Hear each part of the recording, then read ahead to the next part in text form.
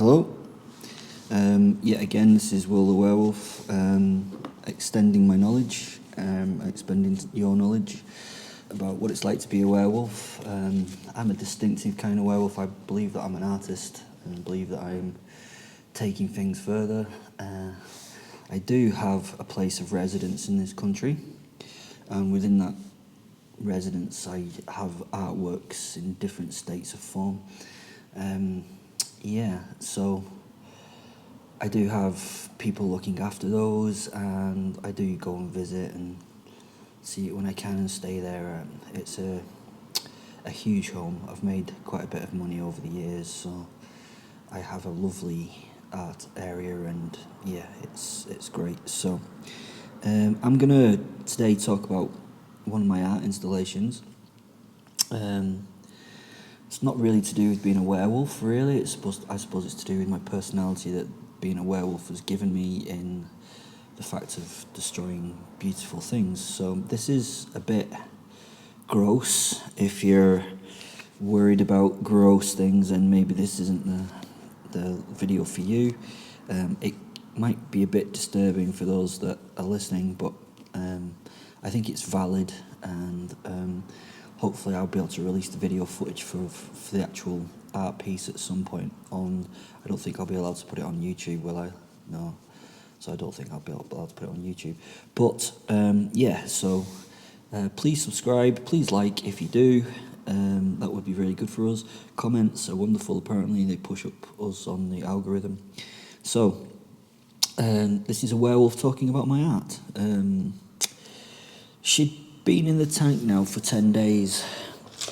Her body was bloated from being constantly immersed in water. The water was at body temperature, so she didn't die of hypothermia or anything. Her feces and urine were being collected securely and held separate from the water in the tank. This was one of my most wonderful pieces of work. In this case, I was looking at the strength of the human form, not the fragility. The whole process was being filmed from many different angles around the tank. It would soon be ready for release when she finally succumbed to the grueling procedure. She was still alive, although her breathing and pulse rate was somewhat atypically fast. Maybe this had something to do with the pressure of the water on her vascular system or the infection that riddled her body. Her heart and lungs were working harder to pump the life-giving blood around her compressed body, perhaps.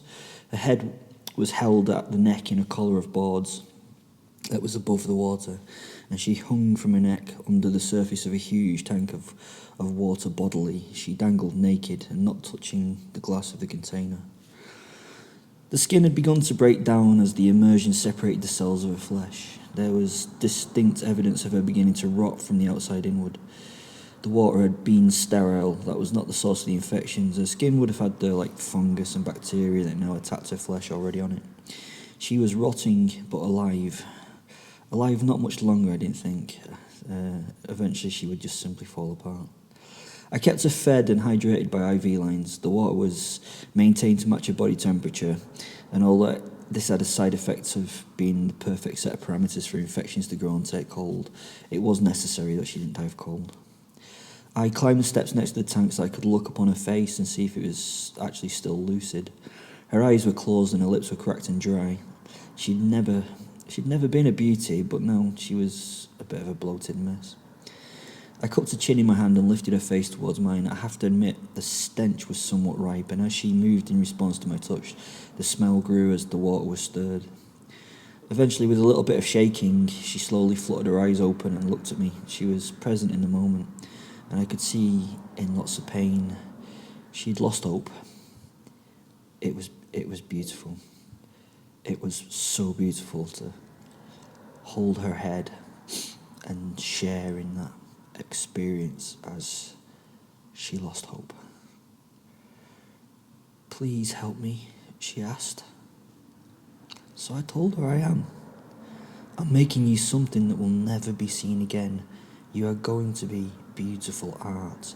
You will be in the public eye very soon, and your journey and how you lived with your subjection to this process will be seen by hopefully millions." Her eyes left mine and she looked down at the broken being that she was. No more questions were forthcoming. I kissed her on the forehead, dropping her chin from her hand and climbing down the steps to look upon the underwater scene before me. This woman had made such a great sacrifice. I so appreciated it. Oh, honestly, this type of art just fills me full of joy. Watching the slow breakdown of a human body. It's incredible. Anyway, so that's one piece of art, and that is just a little story. I hope it wasn't too gross for those people who've got no artistic understanding of these things. Thank you.